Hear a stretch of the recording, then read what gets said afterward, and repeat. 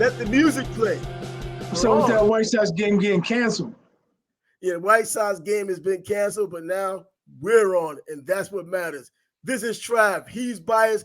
We are part of the Sports Bag Bros podcast. This is episode 6. If you listened to us yesterday, we had 5, but we're going to drop both of them off to you today. We're going to get into the conversation about sports. That's what we do. Nothing special. We're just sports guys with opinions like everyone else out there. We're not former professional athletes, but we've played sports in the past. We've been part of sports in the past, and we want to pass that along to you as well. So Bias is here with me. He's up there in the Chicago area. He's watching the game. We're going to talk about that NBA Finals Game 3 tonight. The Denver Nuggets are now in Miami playing against the Heat. It's a tight game right now, Bias. You're watching it. What's going on? What's up, YouTube? What's up, Spotify? Welcome to episode 6. Yeah, it's going back and forth. Murray came out aggressive. Jokic is doing his thing. It looks like the Nuggets are going to play that two-man game. Heat are going to have to adjust because right now, Jokic you can't stop Jokic. He's going to score in the paint. He's going to drop three-pointers wherever you leave him open or wherever he gets to a spot. What's he shoot? 60%, 65%? Yeah. And Murray being aggressive, he's not just shooting threes. He's going to the basket. So, that's going to bode well. He'll probably pick up some fouls. Might be a 30-plus night for him. I don't know if this is one of those games where you just want Jokic to just do what he does and hope everybody else kind of fails around him if Murray's going to play like that. Because if Jokic is on point and then Murray's on point, that's a whole bunch of problems for this Miami team. But Miami being who they are, the dogs that we continue to talk about them being, they're hanging in there, and they're supposed to hang in there at home. I mean, Vegas may not have a thing or two to do about it, 2.5-point underdogs for the Miami Heat, but it doesn't matter to them. They're not supposed to be this far. They're here, so Vegas has been wrong all along. So playing tough. I thought Denver, up to 3.5. Caesars in Vegas had it 3.5 right before. That money came in. That Denver money came in, and I think the better team is supposed to have that kind of a move. But Vegas was nice putting it at a nice, sweet number to make the line move, make the money come in. But the players are going to play, and the teams are going to show who they are tonight. And I still think we have that identity that the Miami Heat has right now.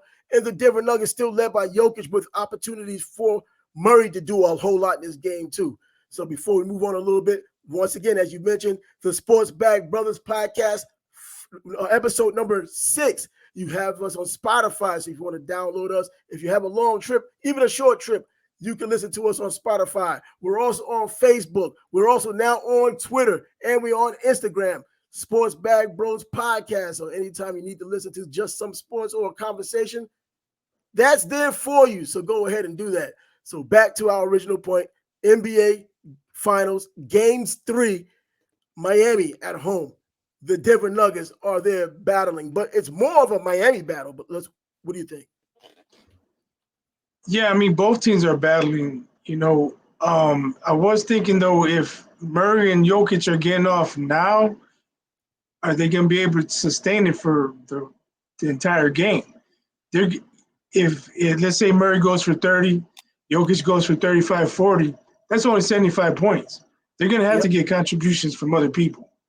And they will. Is Jokic going to go for 50 and Murray go for 45? That's still only 95 points. Exactly. But, and they're going to get some rest in there. Going back to the Kwame Brown thing about Jokic not using a lot of energy during his play, and that's true. So this is some type of a style. He's like the basketball knuckleballer. He can pitch a doubleheader if he needs to, as a knuckleballer. So he can just play the way he plays. Doesn't necessarily need a whole bunch of rest. He doesn't run down the court, a lot of transition and fast break points. He just lines up, knows his space. Doesn't expend a lot of energy. Yeah. He doesn't use a lot of energy at all. He just scores, and he's effective and efficient when he's out there. But Miami, once again, they're at home. They're supposed to fight like this at home. They're supposed to protect the house. And so far, so good for them. Jimmy's been going to the basket. So Jimmy came out a little more aggressive than he has been also. So we'll see. It's a tight game after one. See what happens second quarter. Yeah, because we've heard about who impose their will on the other. Is it even possible? Well, if it comes down to a battle of wills, a battle of attrition, I think Miami has the edge.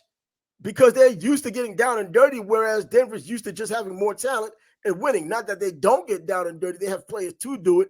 But I think across the board, Miami does a lot more of that. And as an eighth seed getting this far, they've proven it over and over.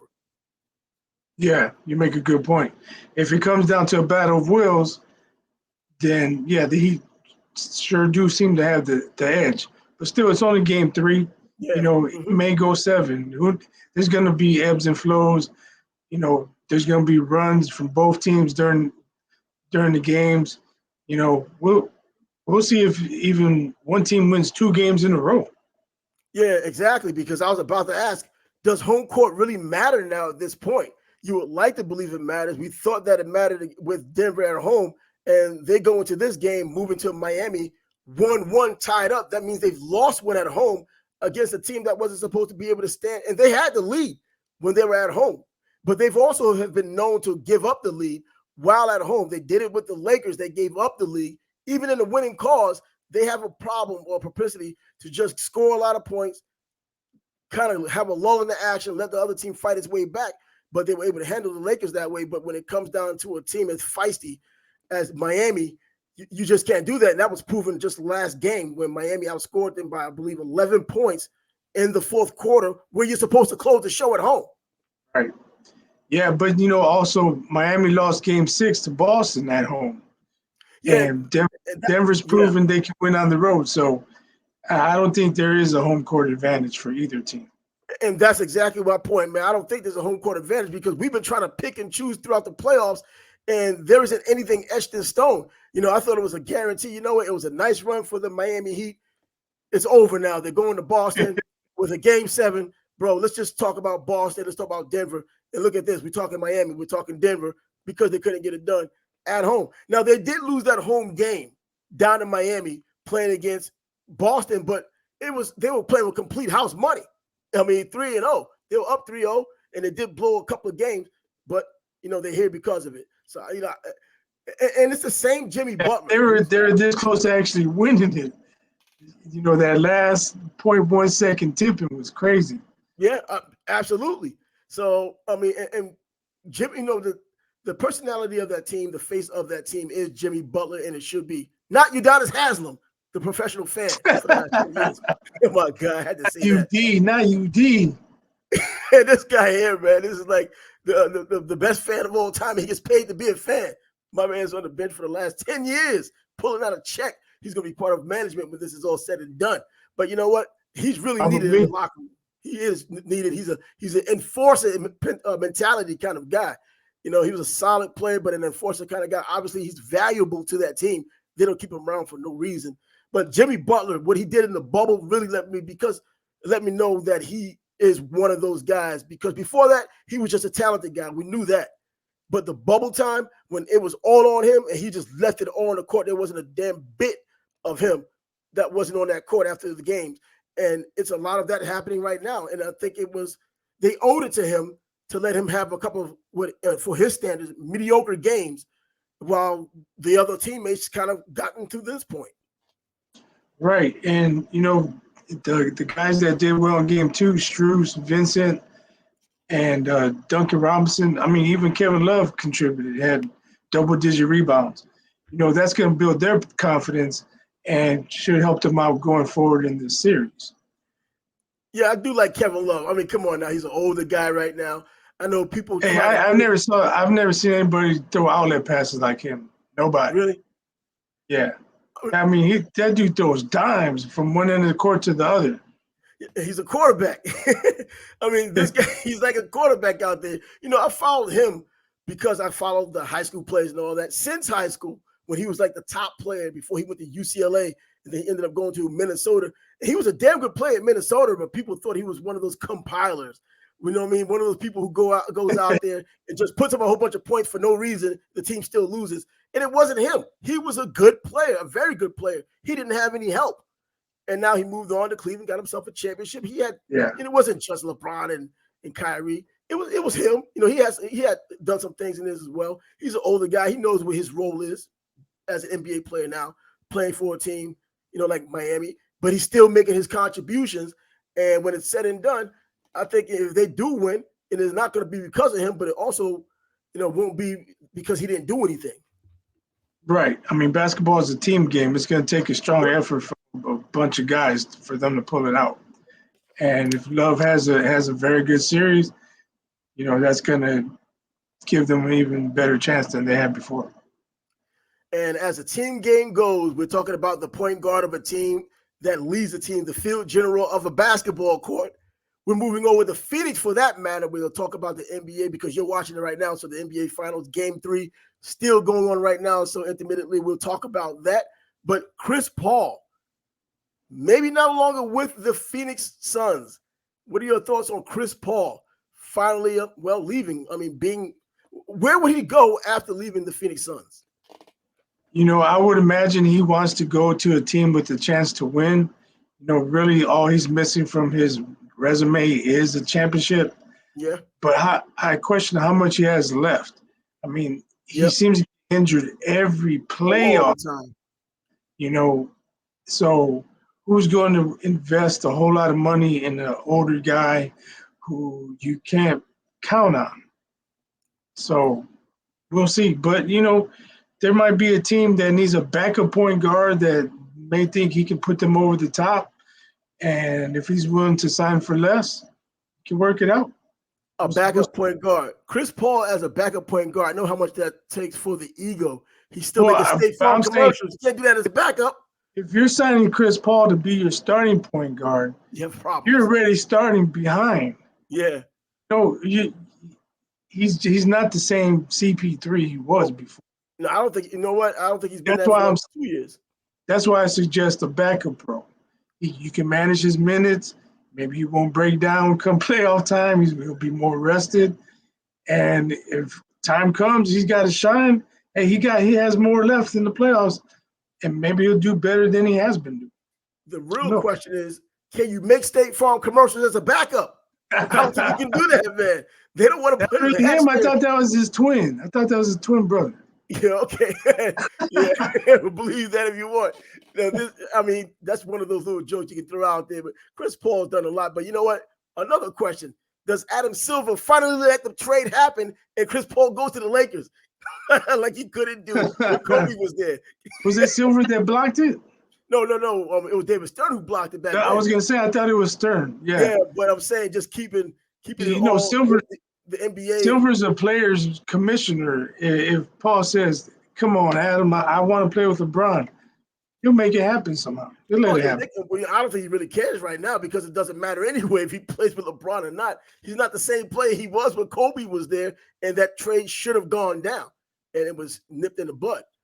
So Chris Paul probably heading into the sunset. How many seasons does he have? Is he just going to sit back and still collect checks and play every now and then and let people know he's still out there and get a few cheap all-star votes because people are sympathetic? Or does he just call it a career? Maybe not after this season, maybe after next season. Yeah, I don't know. I haven't heard any rumblings or rumors about him contemplating retirement. Nah. We'll just have to wait and see. But I think he's got a couple of years left. You just have to manage him properly. A couple of years left being effective or just being in attendance? Well, I mean, if he wants to go the UD route, he can hang around for 10 years. But, he can share his knowledge of the game with younger players. No, but, I mean, I think he can be effective for a couple more years. You just can't expect him to go out there and play 28, 30, 32 minutes a game and average 16 and 10. That's why I suggest you find a role with the team that he's going to come off the bench for. Yeah, and that ego has to really get put in check at this point in his career. I think he kind of realizes it. But Time's undefeated, man. Ego always has been, and Father Time is never going to get beaten. He's not going to lose to any mere mortal. And Chris Paul right now, with all of the injuries and his recent history, is nothing more than a mere mortal. His numbers are kind of proving it just as well. His coach has gotten fired out there in Phoenix as well. So this is a whole lot to talk about. And as far as people leaving, coming and going, we're talking about the old, and now we're talking about kind of sort of the new. Dame Lillard leaving the Portland Trailblazers? Is that a possibility? Is that something in the cards? I'm surprised that it didn't happen sooner if it does happen at all. Well, you got to give Dame credit. He wanted to do it in Portland. He wanted to do it with the team that drafted him, where he's been for so many years. But it seems he's reached a point where he realizes it's not going to happen in Portland.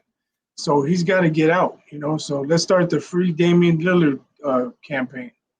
I wonder what made him think that they were going to win anyway. They hadn't done anything with him or put anything around him to think that they could even make a push in the West, let alone trying to win a championship, putting himself in a championship. They haven't even come close. I mean, Clyde Drexler was there with an even better team. He had to leave to get a championship. True. But, I think when he had CJ McCollum and they made it to the conference finals, they lost to the Warriors, there's a glimmer of hope there. Give me a couple more pieces, maybe we can get it done.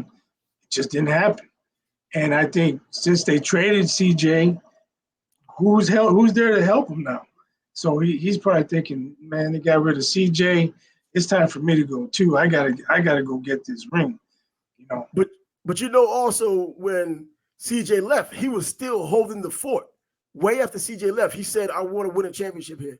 I want to bring a championship here. And I think Giannis really put the pressure on a lot of these homegrown players pretty much of staying home by winning a championship, going through the trials and tribulations and all the problems with the team and getting a championship out of it. So I think Dame was looking at that. I guess it put the pressure on him even after that because he was saying it for a long time. I want to win a championship here in Portland. I'm going to be here for a championship. I'm not going to look around kind of taking a shot at LeBron. I'm not going to go around looking for a championship. I'm trying to win it here. And now he's going to end up not because he didn't want to, but he's going to end up because he has to move on if a championship is in his future or possibility. Yeah, I mean, that's very commendable, and I respect Damian immensely for that. But at some point, reality sets in. Yeah. And all the money in the world, people always, it's always people on the outside that talk about, well, they got all that money, got nothing to worry about. Like with Carmelo Anthony, he made a whole lot of money, he has nothing to worry about. He didn't get a championship. It bothers these players. They could say, I'm good, I had a great career, this and that. But when the championship is within your grasp, as it was with Carmelo, did win a championship with the Lakers? Or not? I can't remember who he was on that team. I don't think so. I think somebody just pulled the ring card on him recently. So no. Yeah. So he didn't win the championship. I know for sure. I was like, whatever. There was so much going on during that COVID time, man. You can't even really look at the rosters because people were in, people were out, and all that crap. But either way, winning a championship does matter. I mean, you think it doesn't bother Charles Barkley that he doesn't have a championship? Seriously, he's like on everybody's butt every time he goes out there, especially if you haven't done anything or if you're running your mouth. He's had something to say, and someone always brings up the ring, and that gotta burn him inside. But he comes back and burns you too. But that ring is never gonna hit. He's never gonna have one. You have Stacey King who has a ring. Well, what is the point of playing if you don't intend on winning? If you don't intend on getting some hardware? And if you watch these guys played. Charles Barkley played like he wanted hardware. You know what I'm saying? He wasn't one of these run-of-the-mill guys. We know that he's a Hall of Famer. And if you watched him while he was playing in his prime, bro, there's probably not too many that you can put in front of him. He wanted to win a championship, and he even moved around to win a championship and still couldn't get it. So that championship bothers people when they can't get it. And I think Dame understands that, and he needs to find a team that he can go to where they give him a legitimate chance, not just some fringe chance, not some 8th seed that's kind of struggling to get in every year. He needs to go to a team who gets there often and makes moves in the playoffs, and an organization that surrounds them with even better players to keep taking the charge. Send them to Philly. You know what? I think that's an excellent place to go because James Harden wants to go back to Houston anyway, doesn't he? I mean, I wouldn't care what Harden wants to do. Get it. If I'm part of the Philly organization, see ya. Bye, Felicia.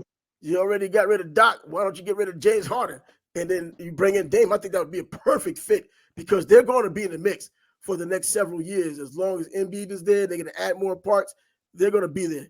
You know what I mean? So I think he could be that kind of player that could put him over the top. I mean, you put Damian Lillard in that lineup with Maxey and Embiid, and maybe Tobias Harris is still there. That's a potent lineup offensively. Yeah, it is. It is. So yeah, and in the East too, the East is going back to what it used to be back in the 90s when you had some defense played there. It's not just an offensive league like it is out in the West. You think West Coast, you think finesse offense, whether it's football or basketball. On the East, they kind of it's stronger from top to bottom in the East, obviously, than it is in the West. You know what I mean? You have your top teams in the West, and they're by far the best teams. In the East, you got a lot of smoke going on. And right now, the Nuggets are up, that I can see, 41-37, and it's in the second quarter. 41-37. 5:36 left. Yep, 5:36 left, and 5 points up. You know what I mean? But I still look at these adjustments that are made at halftime on both ends.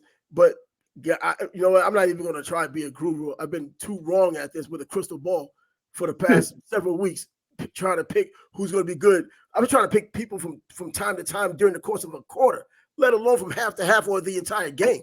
That's how difficult it's been. Yeah, these games have been wild. Who expected Murray to go off the way he did in that game against the Lakers? Like, that's true. He didn't start off like that, but when it was time, he flipped the switch and was like, "Yo, this is my game." But who saw it coming? It just happened. But now you know it can happen. Now that they know it can happen, you got to keep all eyes on him because, like I said yesterday, anyone in the NBA, especially when you get to this point, everyone on that team not Udonis Haslem, but most players in that team can go for a 30-plus game and give you something you weren't expecting and become the X factor in a win that wasn't expected. I mean, so, it's like wild, wild west out there with these teams. You just don't know what you're getting. And, of course, speaking of the wild, wild west, what kind of a transition can I use? Let's talk about the toy guns that John Morant uses. The Wild West still lives, even in Memphis. I don't know what to make of it. To me, that would be embarrassing. Like, if it was me, then what are you doing telling people it's a toy gun? I'm trying to be hard. I'm trying to be a gangster. That was no toy gun. What the fuck are you talking about? But, I see them working. They don't want him to get a 40-game suspension, a 25-game suspension, whatever. But it sounds like Adam Silver has his information already. Like, he has all the information he needs. Mm-hmm. And he sounds like he's even close to a final decision. He's just waiting for the finals to end. Yeah. So what's the point? He already said he's going to announce the punishment after the finals. So why is this coming out now? And it took you a month to think of it? That was no toy gun. Of course it wasn't no toy gun. Too many elements out there to let you know it wasn't a toy gun, cutting away from him and trying to get him off the camera and all that crap.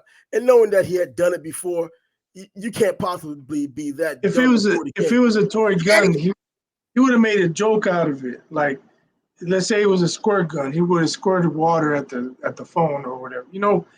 Have some fun with it. But the way his friend reacted, like you mentioned, and cut the video off right away, no way that was a toy gun. You already know. And I feel bad for the guy in one way, and another way I really don't, because this is someone who's trying to be something he's not when you're already what you dreamed to have been. You know what I mean? You wanted to be a professional basketball player. Not only are you that, you're one of the best on the freaking planet doing what you do, and you want to be something you weren't, trying to be a thug that you weren't brought up to be.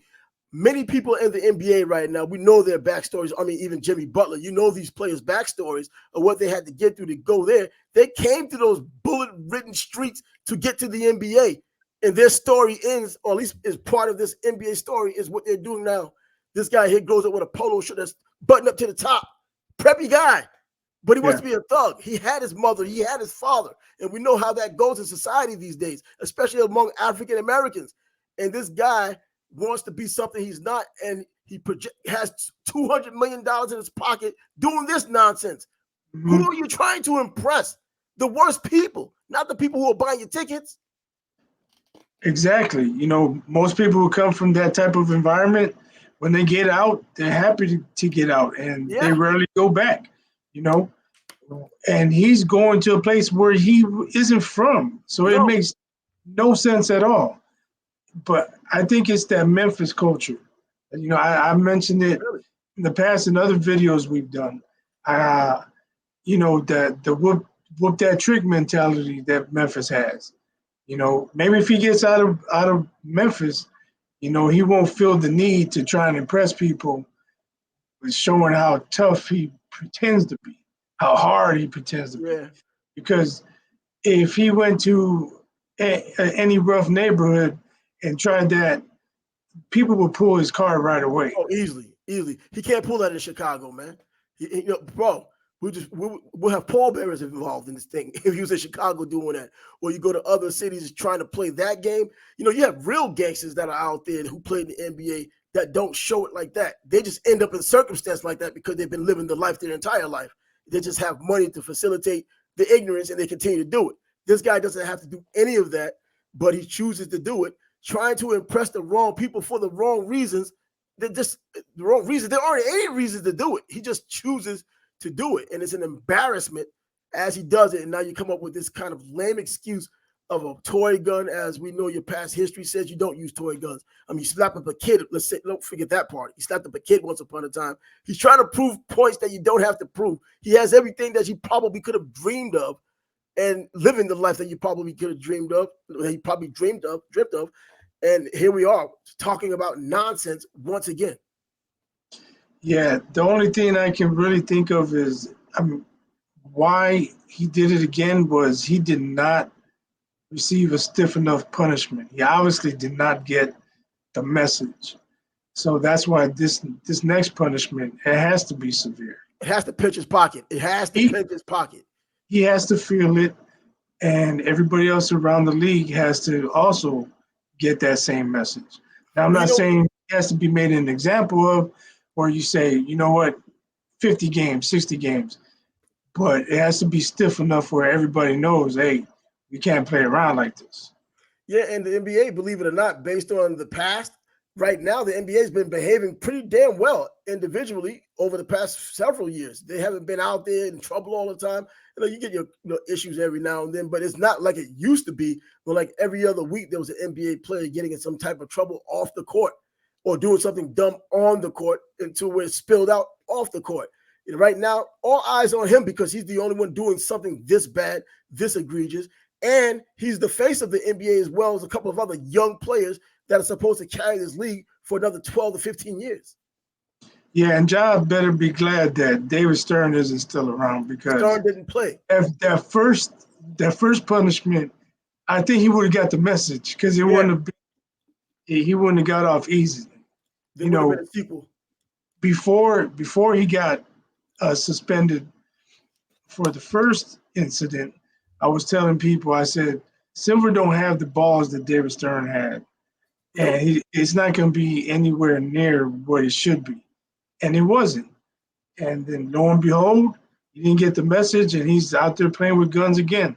So now Silver's going to really have to drop the hammer. Yeah, I think he has no choice. And I think everyone's behind him doing this too.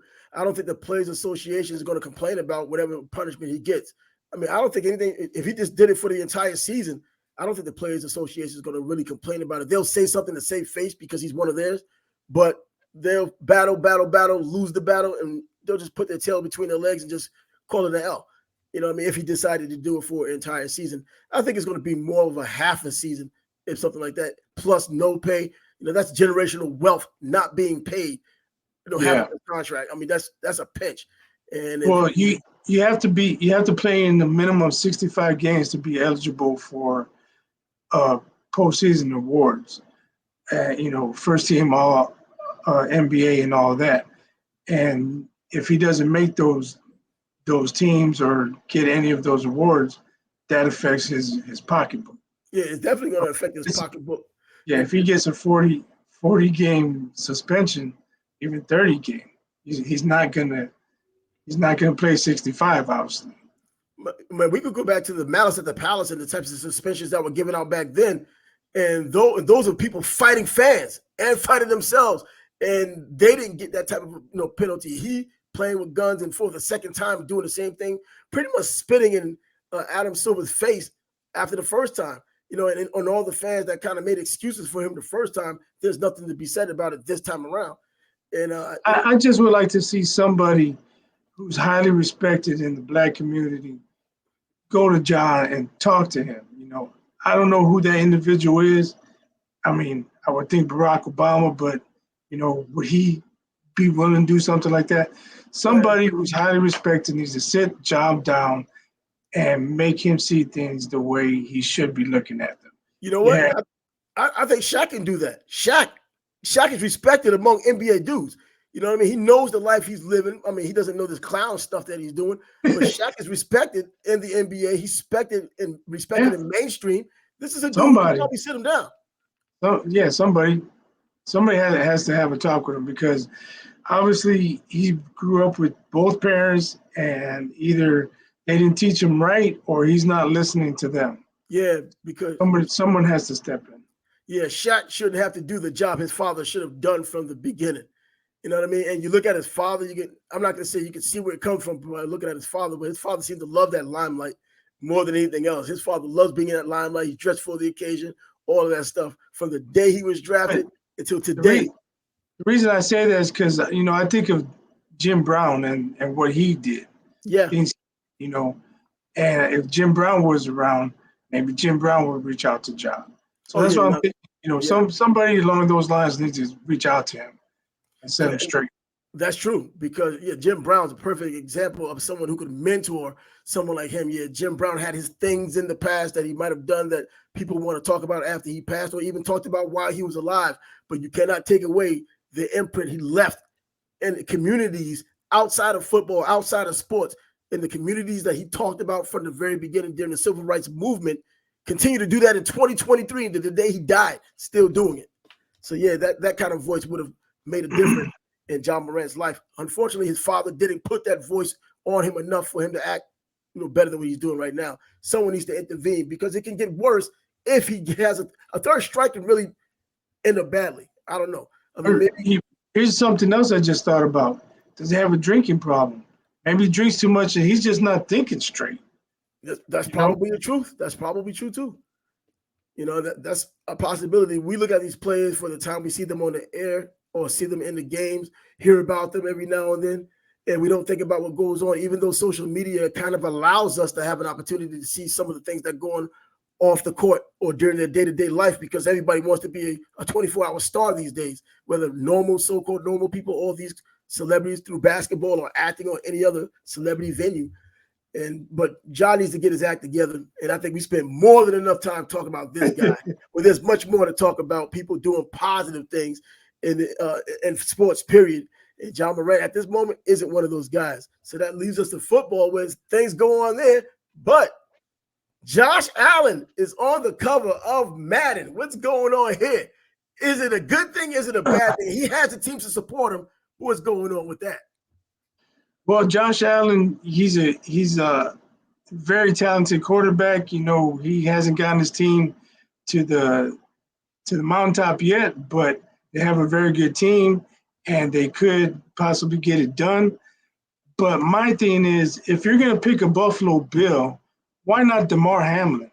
That man almost died on the field. Yeah. Everything he's gone through, he's coming back, and he's on the practice field.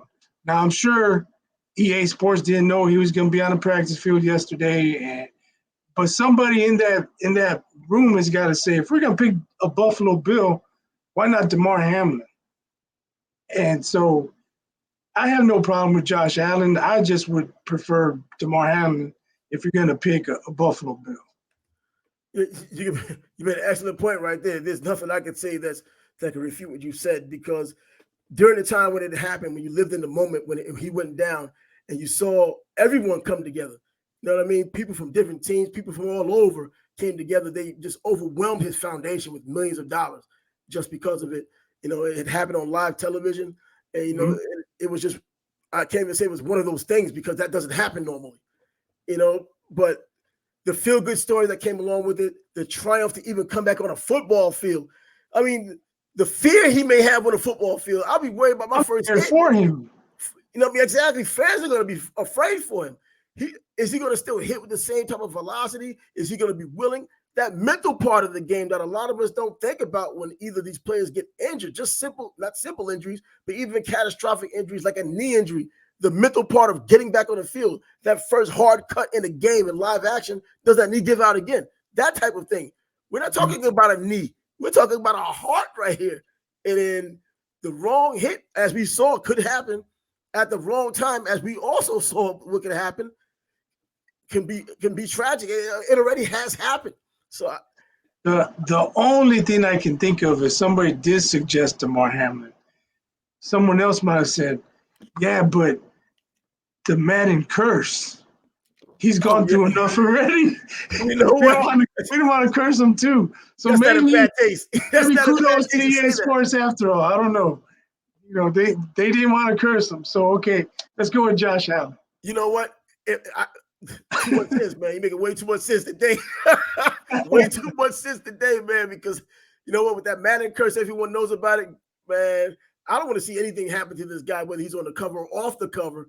But God, that Madden curse, man, you don't want people to think they'll start going to church, man, before games after this happens. Something like that happens. Hamlin probably wouldn't even want to be on the cover. He'd be like, man, you know what I went through, and now you put me on the cover? It used to be an honor. It used to be an honor, man. Now it's a curse for real. Guys having terrible seasons, guys getting injured. I'm not even going to go with the next step after injury. But, yeah, man, maybe it's a good thing that he's not on the cover.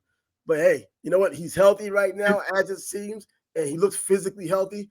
It's still – I'm kind of looking forward more towards his preseason than probably any other player at this moment. If they're going to let him play in the preseason, or how much they're going to let him play in the preseason, or they're going to try to protect him. You can't protect him because he has to make a tackle if the plays in front of him. You know, but how does he go about it? Does he, go like he's always gone, or is everything an arm tackle like Deion Sanders, Ole kind of thing these days? It could affect him. Well, maybe, the Bills do one of those scrimmages where they meet up with an opposing team, and maybe he figures out, you know what, I'm not there. I'm not back. Maybe just something that's holding him back. Or maybe he's like, man, I'm back. We can only wait and see. Yeah, because he's saying that outwardly. He's saying, yo, I'm back. I'm ready to go. He's saying that. He's saying all of the right things. But you know what? I'm never going to try to tell a man what's going through his mind because, when the lights are on or even in practice, because during the regular practice against one another, you're pretty intense, especially in training camps. So you'll get to see something. Coaches can really keep an eye on him, and they will. Their medical staff will keep an eye on him during these training camps, not mini camps, the training camps when it really gets dirty before they even go to another team and have a scrimmage or even a game in the preseason. So they'll get an eye on, keep an eye on him, and I think they can get a beat on how he's progressing. Is he the same guy? Is he a little timid? They'll be able to figure that out. I think during the course they're dealing with him. I mean, they might have some things they can figure out right now, but you really don't know until you know. And that very physical part of training camp is where you find out more of the answers, and then ultimately in the preseason games and then regular season. I wish him well. Nothing if he really wants to come back, I hope he's able to play 100% physically and mentally. The worst thing would be if he's able physically but not mentally. That's when people get hurt. I coached Pop Warner for 7 years, and a lot of parents had kids out there that didn't want to be out there. And, we try to motivate them, try to coach them up, try to develop them. And some of the kids, they just didn't want to be out there, and they'd be the ones getting hurt because they're not preparing themselves for the hits, or they're not hitting back. They're just getting bullied and beat up. But a lot of times it's these vicarious parents living through their children, and they're out there and really don't want to be out there. But that happens like everywhere. So and football in particular, I see it in basketball, but football almost is like all the time. In football, there's some vicarious parent trying to force their kid to be an NFL player at 7 years old. They're trying to set up his plan, trying to get that star treatment, get a scholarship and all that. And once again, you're listening to the Sports Bag Bros podcast. This is episode 6. It's going to be up. I'm also dropping 5 at the same time. You're going to probably have some fun with number 5 because editing was a pain in the butt today. So I hope you continue to join us. Make sure you subscribe to our channel on YouTube. But more importantly, give us a thumbs up because that helps the algorithm get this message out and this conversation to other people in the sports world. We're also on Facebook. We're also on Twitter. We're also on Instagram. Sports Bros Podcast, the Sports Bag Bros Podcast. What the heck? I can't remember my own name. It's been a long time, man. Yeah, let them know Eventually, once we get to a good following, we intend to go live so we can have some interaction. Exactly. We definitely want to have some interaction with the fans of people who just love sports.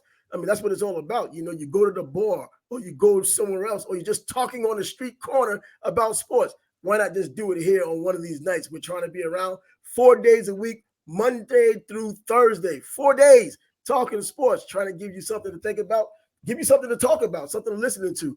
So make sure you continue to join us as we continue to move along in this conversation as time is running low. And so am I. DeAndre Hopkins, another NFL guy, maybe visiting the Tennessee Titans.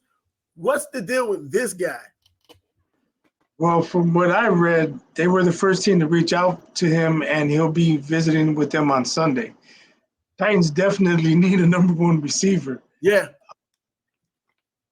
Will Hopkins want to go there and not really have a shot at a Super Bowl? We'll see.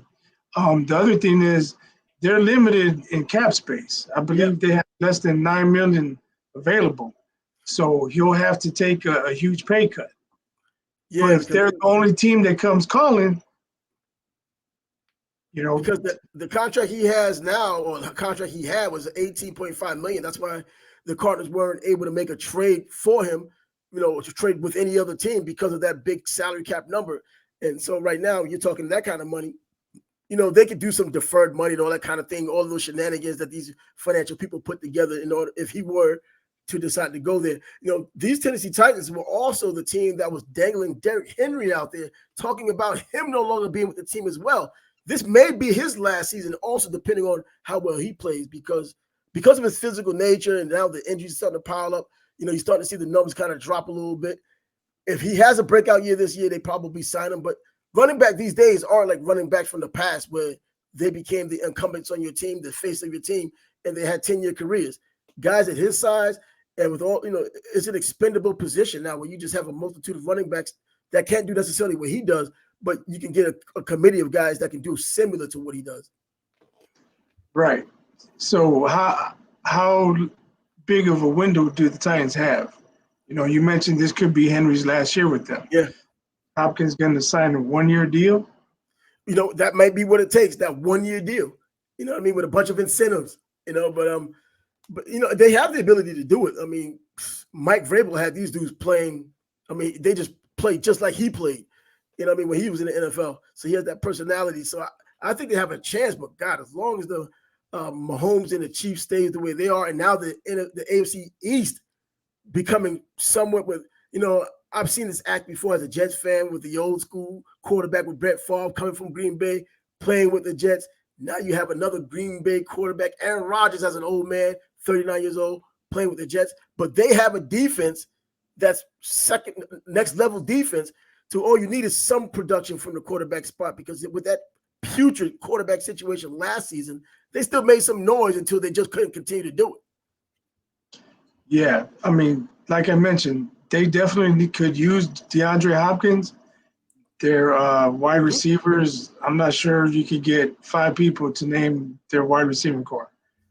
So they could definitely use him. It's just up to him either taking less money or them being able to work it out where they can get him under the cap.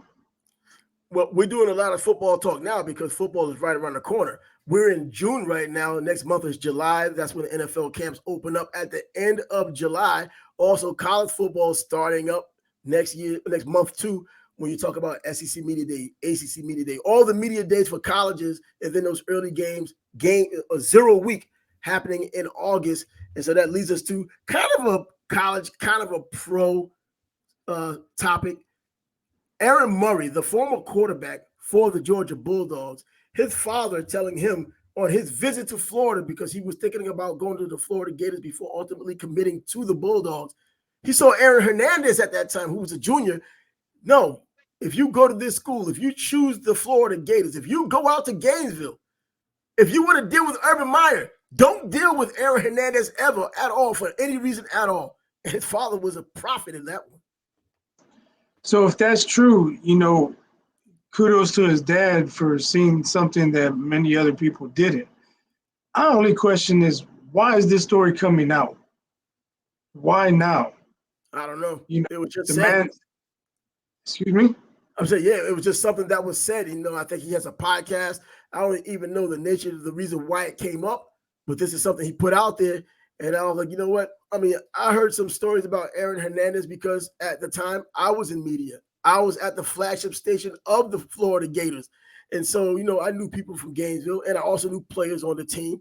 And, you hear things, but I was one of those guys that wasn't going to ruin somebody and just to break a story. I just never was that kind of guy. And I always said I would be that type of person as a media person if I ever had the opportunity, for better or worse. I'll take the flack for it. I wasn't going to screw somebody's career up. And not like I knew a whole bunch of bad things about it, but I knew enough to where when everything did happen, it wasn't a Fred Sanford heart attack surprise. It was just like, oh, okay, man, tough. Yeah, I just think if it was around the time when he was being arrested or going through his trial, okay, it makes sense. Man, my dad warned me about him. It's a story then, but why is it a story now, today? I just don't see it. I mean, but look at I don't see the reason for it. There's no reason for it. no reason. I mean, Man, I don't even, the man was in prison. The man is no longer here. Whether you believe he did it or didn't do it, he's gone. Why? well, that Florida Gator Bulldog rivalry, the world's largest cocktail, probably has something to do with it. I don't think Aaron Murray's so far removed from it. that's a low blow, then, man. That's a low It blow. is a low blow. I mean, I don't see any reason why he should have brought it up after all these years. He could have said it during the documentary they had on Netflix. You could have said something about it. It didn't have been more than happy to add your 2 cents. If you're talking to your homies or family members, man, Dad warned me about Aaron Hernandez. He said such and such, and look what happened. But to say it on a public platform, I just don't think it was necessary. I don't see why he did it. Well, people have their reasons to say whatever they're saying, whatever agenda he's trying to advance. I mean, he doesn't benefit from it.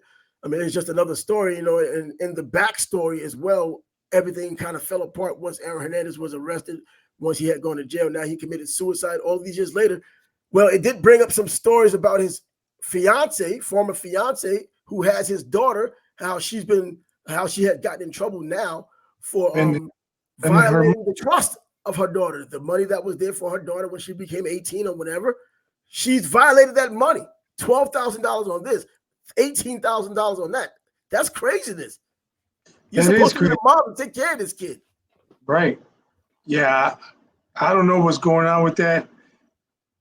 Shame on her, man. Shame on her. That money's for her daughter.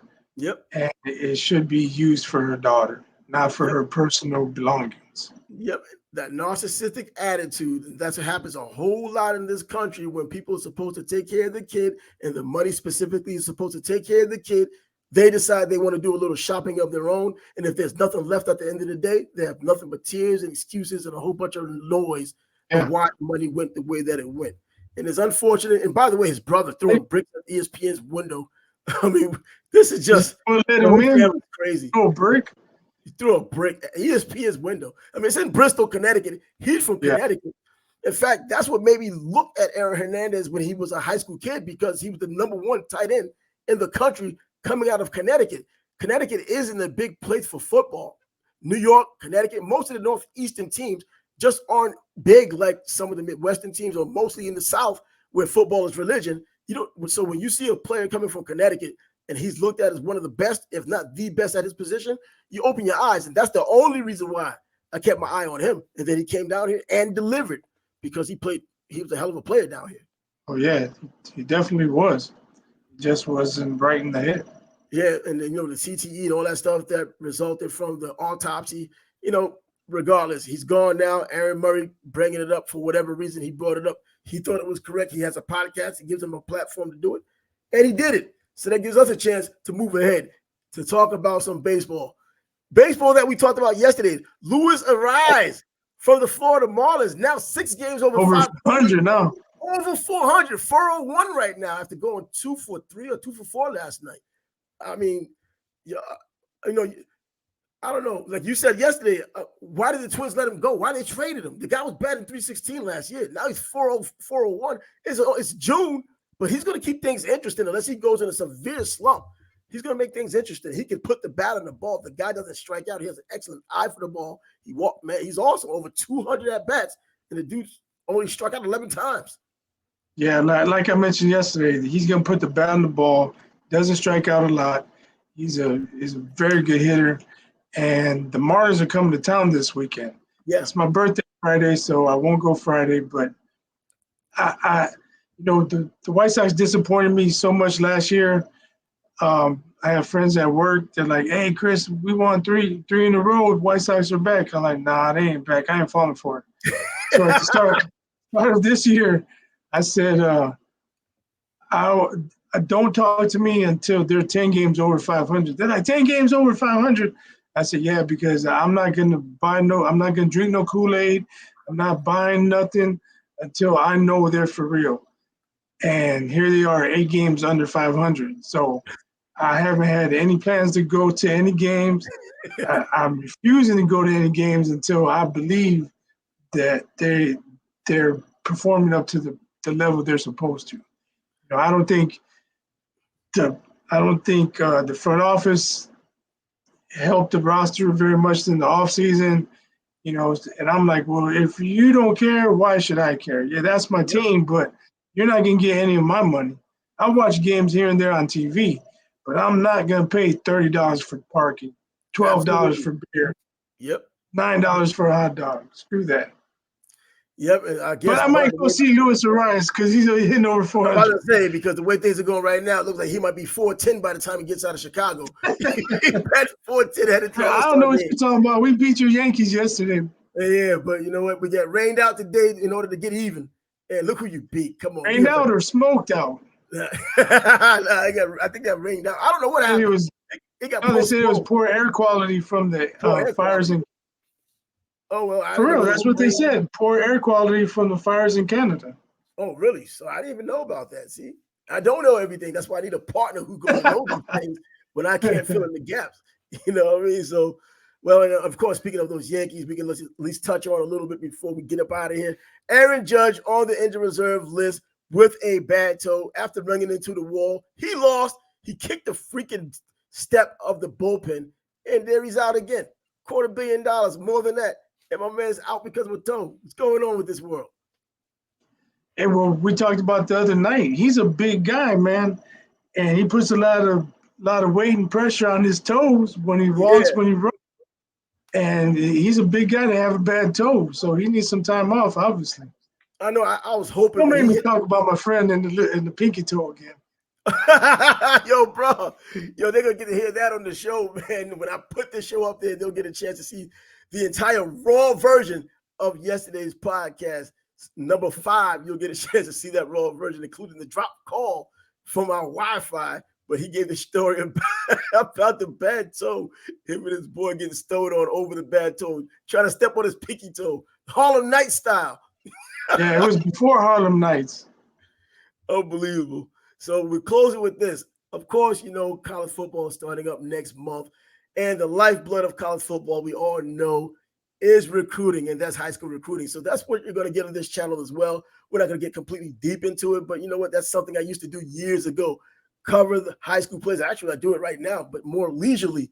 Cover the high school players at Clemson after not being in the national championship game or having a chance for quite some time for their standards in the past 6 years. Well, you know, they've been there, but haven't won it. But they actually won it. But they had dropped in their recruiting. Alabama, Georgia, as you see, gets the players all the time. But Clemson snags Sammy Brown out of the clutches of Georgia. He's the number 1 inside linebacker in the country coming out of the state of Georgia.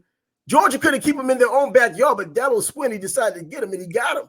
And just as important, Clemson goes out to Texas and gets 4-star wide receiver Bryant Wesco. So Clemson may be back again. I mean, Clemson may be back again. We can remember the last time they went to Texas, it came out with Deshaun Watson. They got themselves a national championship. They got themselves a Trevor Lawrence, who was also from Georgia, and they won themselves a national championship. So there may be something brewing for these Clemson Bulldogs once again. And finally, David Sanders, that's another player who's the number one player in the entire state of North Carolina right now from Charlotte. Providence Day School. The reason why I even mentioned that guy, he's an offensive lineman at about 6'4", 260 pounds as it stands right now. He's a sophomore. He's in the class of 2025. He's the number one player in the entire state of North Carolina right now. He already has 32 offers. Yeah, he has a whole bunch of offers. And believe it or not, because I kept an eye on this recruiting thing on the other channel I have, and I may upload it to our channel, I talked about one guy who's going to be his teammate this upcoming season, Brennan Drummond, a utility player who's just probably going to get a whole bunch of offers himself. If you watch the video when I do upload it, you'll see why. But David Sanders Jr. is on that team too. That team is loaded. They're defending champions, etc. 2 championships in a row. Everybody on that team seems to have at least 4 or 5 offers. You know, this player, Brennan Drummond, reclassified for his freshman year this upcoming season, and he already has the goods. So whenever I do upload the video, you can get a chance to check it out. As you check out Bias and I on the Sports Bag Bros podcast, this is episode 6, and we're about to conclude it, but we'd like to thank you for coming and joining us. If you decide to watch us and go this far with it, thanks for joining us on this NBA Finals Game 3 night. The Denver Nuggets and the Miami Heat still getting after it, a very close game, and we'll have the results tomorrow because we'll be back tomorrow in episode 7. Any final words, Bias? Yeah, just want to talk about Clemson really quick. You know, we all know Dabo Swinney's track record, but, you know, the transfer portal is a game changer. They go there and they're not happy, they could be gone in a year or two. You know, and it's going to take more than 2 players to build a championship team. So, but, you know, you got to start somewhere. So maybe Clemson's on the right track. He's been doing some excellent recruiting over time anyway. They just happened to be in a spot where you had Alabama still doing their thing in recruiting. And, of course, Georgia just insanely destroying. And it's not even about the 4 or 5 stars. It's about how you develop these players, because you can develop a 3-star player to be an excellent player as well. And I've seen it time and time again. I've seen 5-star players flop and couldn't get out of a 1-star player's way. And Dabo Swinney has done it. And, you know, he takes pride in his team not really getting anyone from the transfer portal.